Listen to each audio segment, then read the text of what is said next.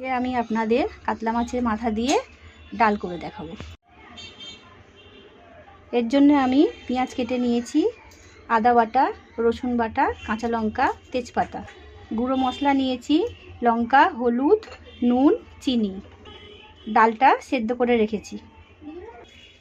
তেলটা গরম হয়ে গেছে, তেজপাতাগুলো দিয়ে দেবো, রসুনটা দিয়ে দেবো, হালকা করে ভেজে নেব, পেঁয়াজটা দিয়ে দেবো। পেঁয়াজটা লাল লাল করে ভেজে নিয়েছি। এবার আমি আদা আর কাঁচা লঙ্কাটা দিয়ে দেব। দেখুন আদাটা অল্প ভেজে নিয়েছি। এবার মশলাগুলো দিয়ে দেব।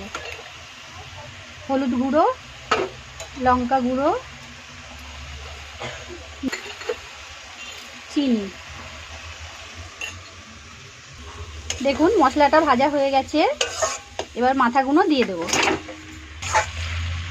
দেখুন মাথাগুলো আমার কষানো হয়ে গেছে। ডালটা দিয়ে দেব।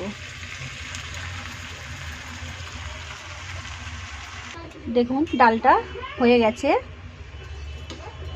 এবার আমি একটু গরম মশলার গুঁড়ো দিয়ে দেবো।